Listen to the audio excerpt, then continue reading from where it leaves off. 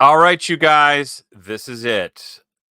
A little solo video for me, no reaction stuff. I've been getting different calls and things, and I figured I've got to get this done. Uh, this is going to be geared toward Catholic husbands whose wives are threatening divorce or talking about it and that kind of stuff. It could also apply to wives too, but mostly it's for the men because they're typically the on the receiving end of this stuff, like 80% of the time. Let me turn the heater on. Anyway, I'm gonna go through a few things as best I can, and the reason I'm doing this is because men typically are they don't know they're deer in the headlights when the wife is threatening this stuff because they don't understand that they have rights, and everyone around them doesn't understand that either and doesn't tell them that. We're talking the marriage counselors, the priests, their friends. Nobody knows that they have rights, so they're just kind of floundering, wondering, "What do I do?" Meanwhile, the wife is hell bent and she's tearing things up because she's emotion based and she's mad and all this kind of stuff. Um, so then you're stuck with how do I handle this? What do I do? Who do I call? I got to figure something out. And everyone I know says things like try counseling and there's nothing we can do. Maybe you can get an annulment. You've heard all this before. So also, I just want to tell you that I want to talk to you. I know I've been through this. I'm pretty experienced. I know who to talk to and how to get going on exercising your rights with the church so that you can get somewhere and expose what's happening so the guilty party can be shown to be guilty and we can make something of it. So I'm going to go through a few tabs here and we'll just share what we can share. And I want to get you my contact info and the whole bit. And if you know somebody who's got this problem, who's up against it, who's not sure what they're going to do, and they're kind of like, I'm trying this and I'm trying that, they can get a hold of me, no problem. So let's go to our first tab. All right, so it won't be in any order per se. We've got to get something on the internet so people can again just get a hold of this info and do something with it. Because, like I said, it's tough when you don't know where to turn except Rose Suite or Catholic Answers or the Tribunal. I'll get to that in a minute. But here, let's go to the first thing. Canon 1095, known as the loose canon. Everyone's heard of it. It's what all the annulments are used for. And there's something important I want to talk about. Canon 1095-2, those who suffer from a grave defect of discretion of judgment. But listen here, look here. It talks about the essential matrimonial rights. Okay, that phrase is key. You have essential matrimonial rights. The essence of marriage is rights, and you have the right to live together. So if someone wants to deny that right, they're violating what's going on. And this is what can't be done. Um, so you want to understand that phrase, essential matrimonial rights. Now, the essential matrimonial rights are the right over the body for acts. That's what marriage is. It's a conjugal contract. There is no right to love. This is what they keep saying, but they're wrong. Um, the only rights that you have are ones which can be defined, and that would be the conjugal contract. You have the right over the body. Those are defined rights. Uh, Everybody you talk to, all the priests, all the tribunals, they cannot define what the essential matrimonial rights are because they say it's about good and love, which has no definition. So because they cannot define the essential matrimonial rights, they say you have no rights, which is why they say divorce is not a sin, or it's a private sin, or there's nothing we can do. Buy her flowers, do your best. Otherwise, we'll see you at divorce/annulment court. So that's important right there, essential matrimonial rights. Okay, so let's go to the next tab and see what it is. Let me see if we can figure out what happens. I'll go to this tab. See if I can know how to do it. Share this tab instead. All right, well, this tab, what is okay?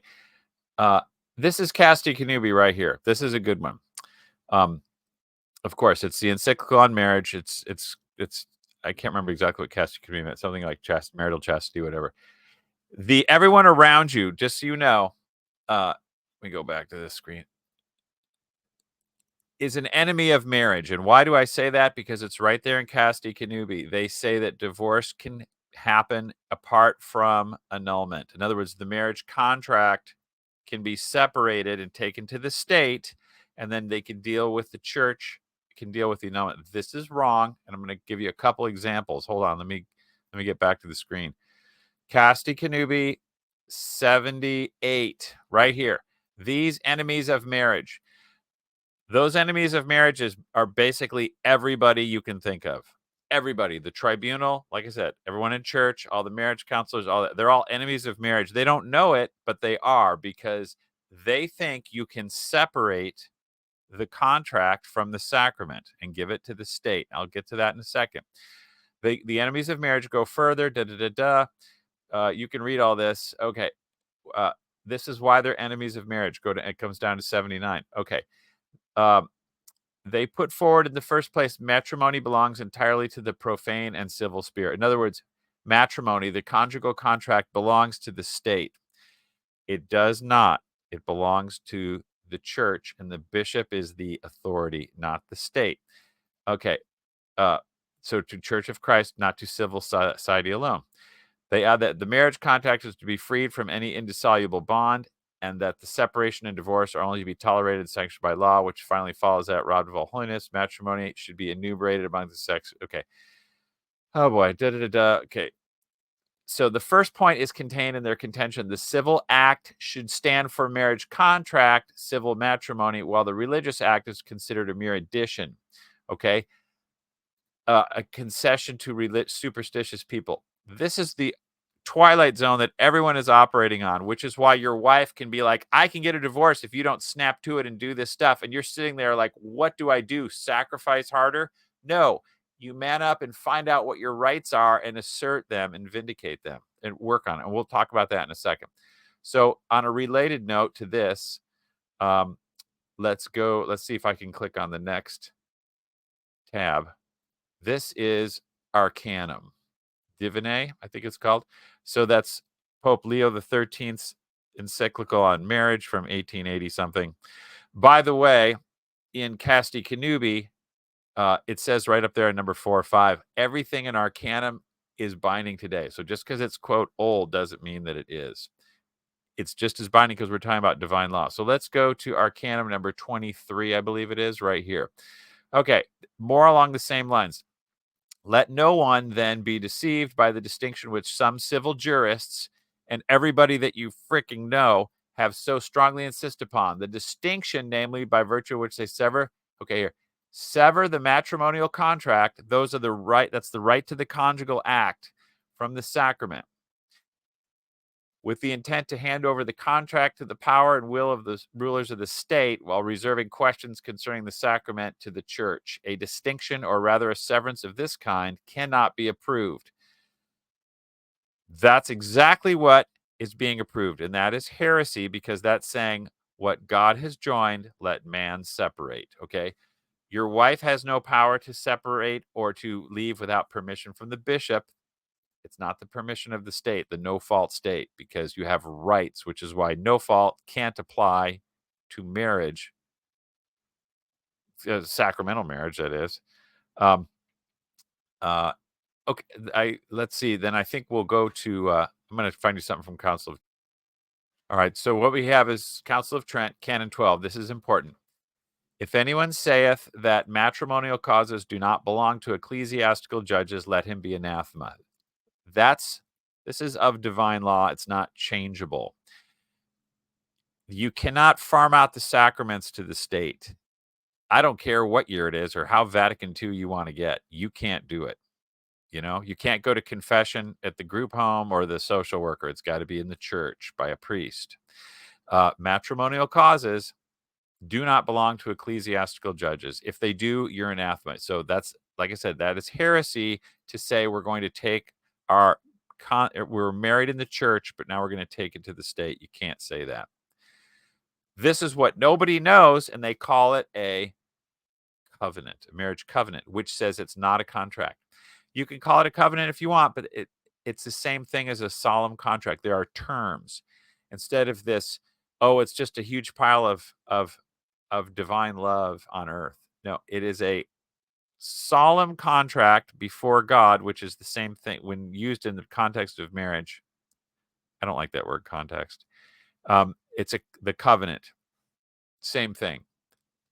You have rights, and they belong. The bishop, the local ordinary, is the guarantor of those rights, not the state, not anyone else, not your spouse.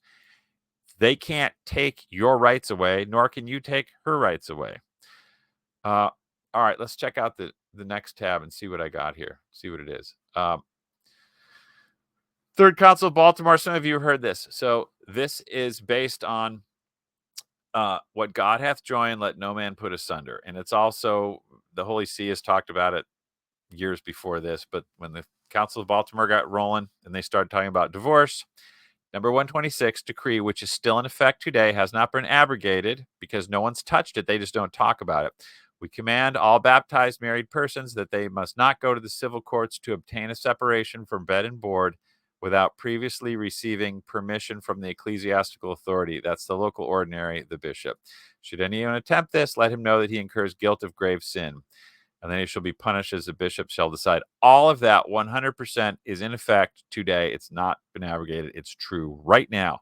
But they don't talk about it because if marriage is a covenant of love, you have no rights. This doesn't apply. It's like if somebody steals a car and it's not your car, nothing happens to you. But this is your rights. That's why all this is why we're the husband who's getting divorced, threatened, is scrambling to figure this stuff out, and nobody will tell them, or they can't get there. Then we're going to kind of go through this a little bit more, and then we're going to talk about what we can do about it. Okay, there's a little more on this tab I want to talk about. Let's is it showing on the right thing? Hang on a second. Hello. Let me see. Share this tab instead. There. Okay. So yeah, back to Council of Trent tab. I want to show you something in current canon law. It says here, Canon 1401. So if you want to show somebody, this is pretty cool. By proper and exclusive right, the church adjudicates cases with regard to spiritual matters. That would be divorce, that separation of spouses, that kind of thing. Okay, so by proper exclusive right, the church adjudicates spiritual matters, things that, you don't take spiritual matters to the civil court. Separation of spouses is those connected to a spiritual matter, which has to do with, rights of marriage and stuff. Canon 1671, marriage cases. That's a separation, okay? Belong of the baptized, that's you, belong to the ecclesiastical judge by proper right.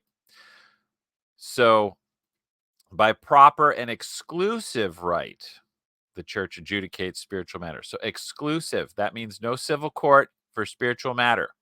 Marriage is a spiritual matter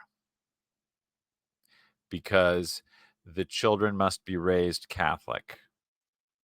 And you have rights per your sacrament. That's spiritual stuff. So we got exclusive for the church, and marriage cases belong to ecclesiastical judge by proper right, and exclusive right. You can't take your marriage case of separation, which regards the kids and your rights, to the civil court. You can't do it.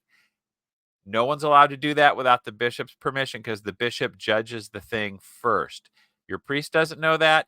Your bishop doesn't know that, or doesn't want to know that, because they've been Vatican II to the max, and they all have to do this love thing because marriage is love, because we need that for NFP. And no one touches NFP if they want to live. So that's why we're all in this twilight zone of marriage, no rights stuff.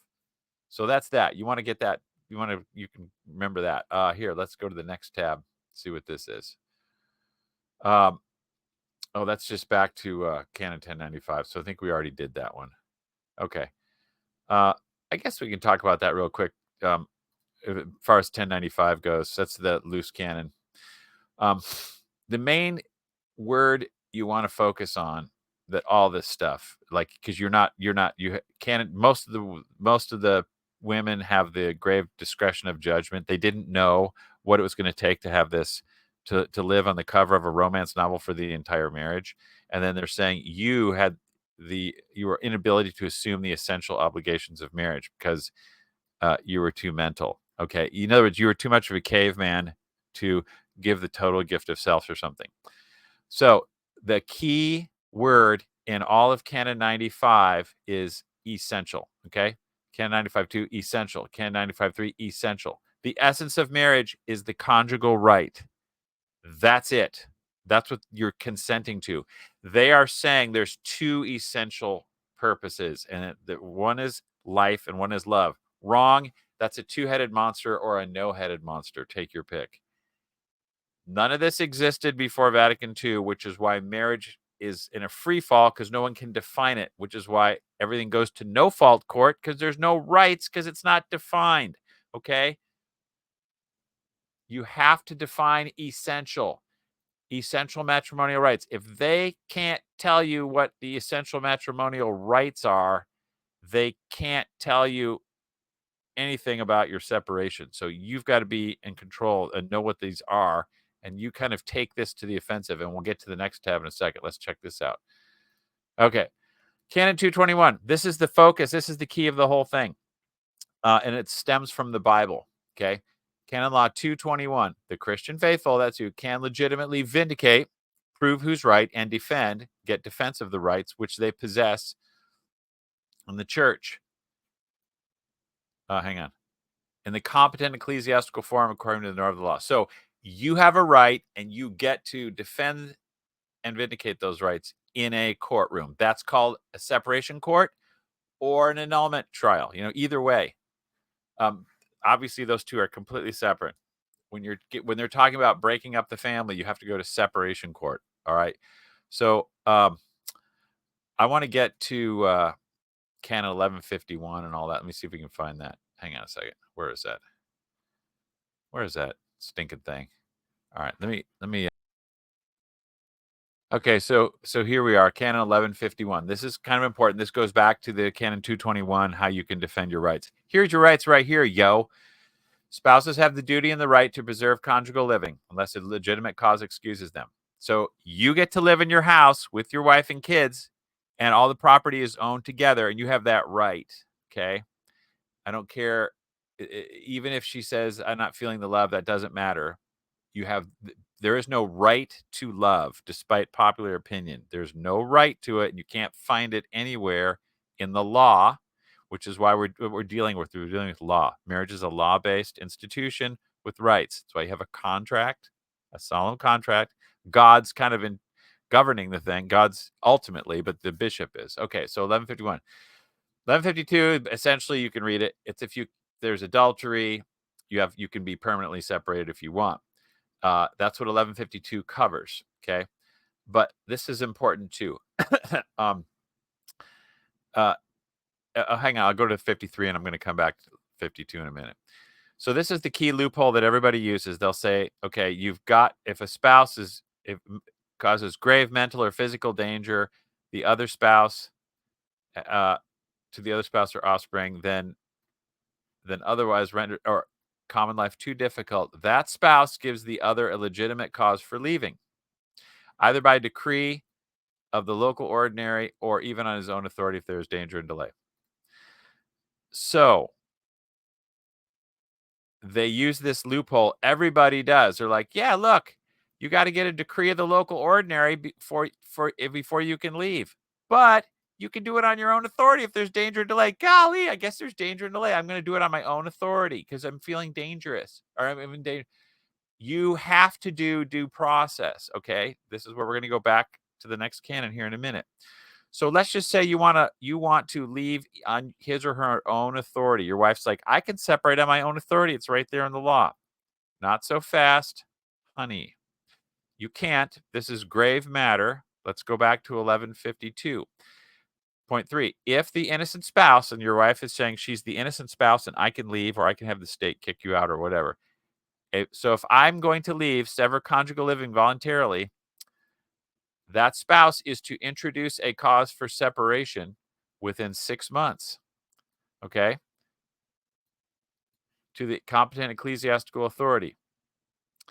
After they investigated all the circumstances, is to consider carefully whether the innocent spouse can be moved to forgive the fault or not to prolong the separation permanently.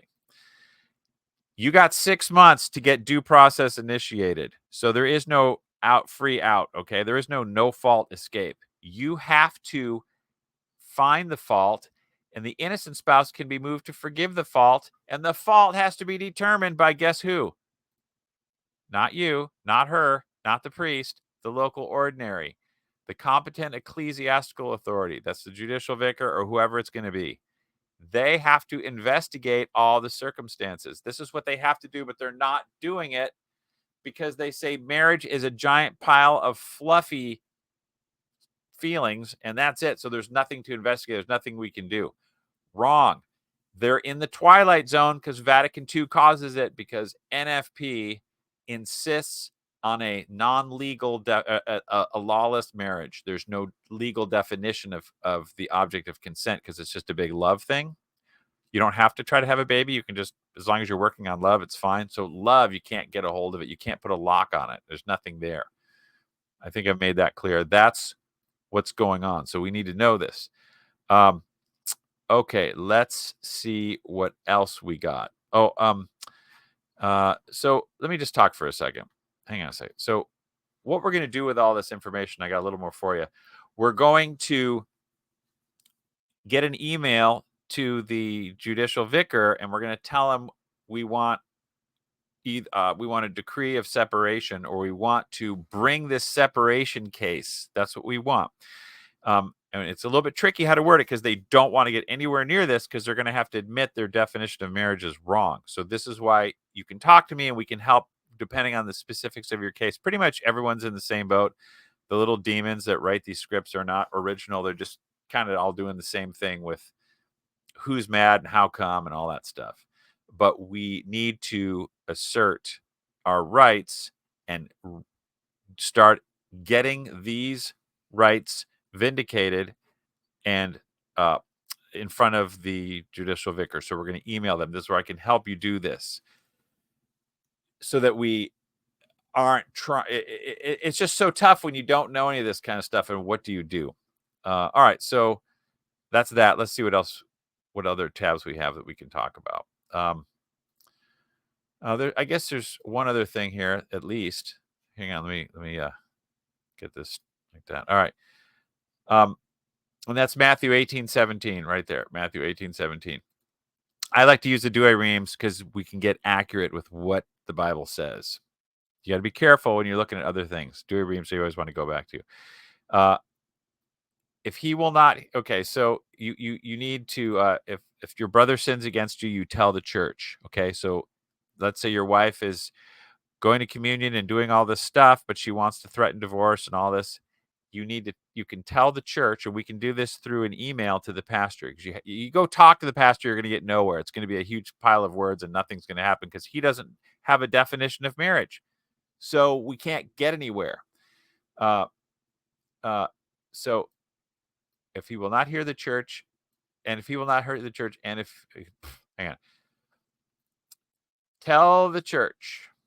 In other words, we tell the wayward spouse what's up, and if they won't, you tell the church, you tell the pastor, and if your spouse will not listen to what the pastor says, like you need to go to separation court, let him be to thee as the heathen and the publican. That means you deny them communion. This is the part we don't tell the pastor because he's going to freak out, but eventually that's the end of the rainbow.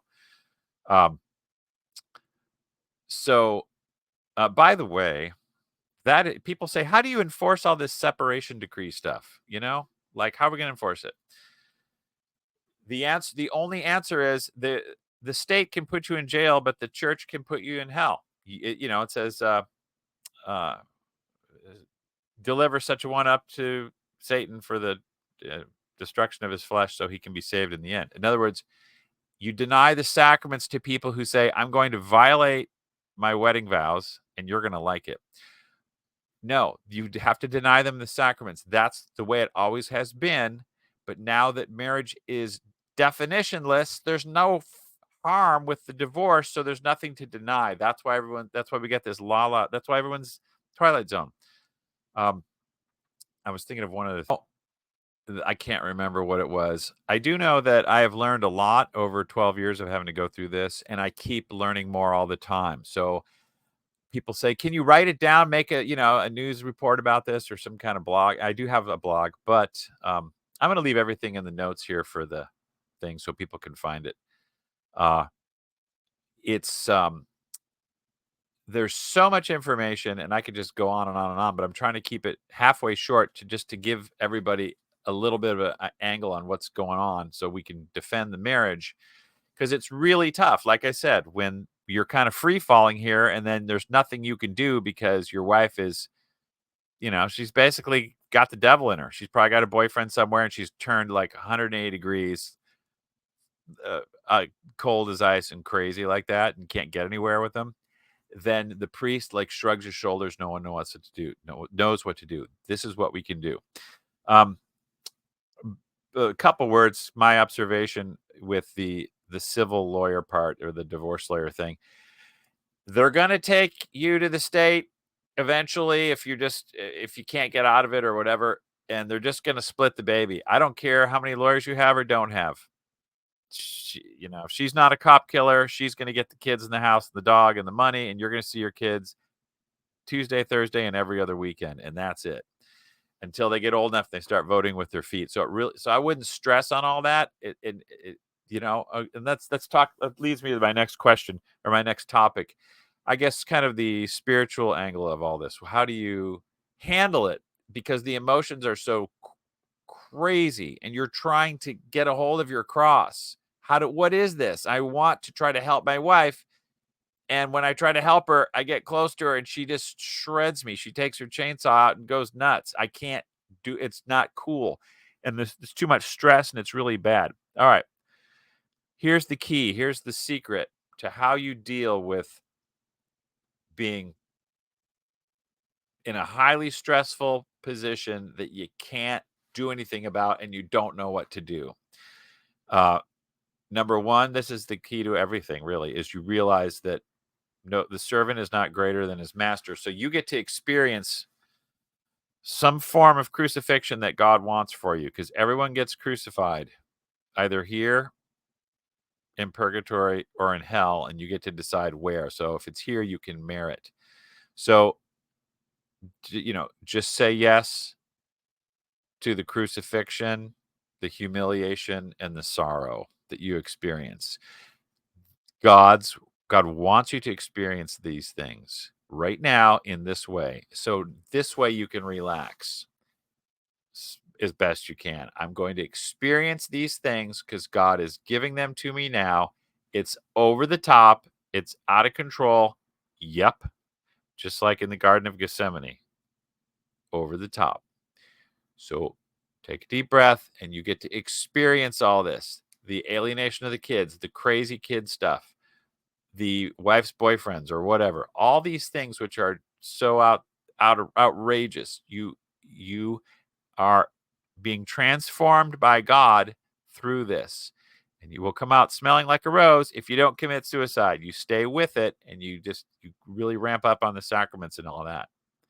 Then you'll be able to show your kids what integrity and faithfulness looks like. And then, so now you got your hands on that. You wrap your arms around that, and then you can put into place some of these uh, uh, ideas I've given you and some of these laws, and I can help you do any of them, no problem. But we'll just make it real simple. Uh, now you got something to stand on, and you're not floundering and wondering what to do so much. You can get a little more secure, and this is a much better place to be in. Get away, bug, so that you can be the man of the family while it's being attacked. It's being attacked from within, and your wife got a hold of the devil, or vice versa, and now you're being attacked, and you got to get a grip instead of just lay down and take it. You have to know what you're doing, and this can help. There's probably plenty more I can say, like I mentioned, and I could probably do a part 3 and a part 4 of this video if I want. But at least you have something to go on, and like I said, anybody can call me anytime or email me. I'll put all that stuff there, and I can help. Uh, uh, I forgot what else I was going to say, but oh yeah, people always talk about like and subscribe and all that. I don't care about any of that stuff, but the only reason I would want you to do that is just so more people can see this because when you're a hardworking Catholic spouse and this kind of garbage gets thrown at you, you don't have time to ramp up on all this stuff till it's way over with. Okay. You become an expert in the field by going through it, but typically you need to be expert status yesterday, not years from now when it's too late. So I'm trying to get you this info now, and I can help out if you have the right mind to want to do it. Uh, so that's it for now. I got to get back to work. Thanks for watching. Hope to hear from you. God bless.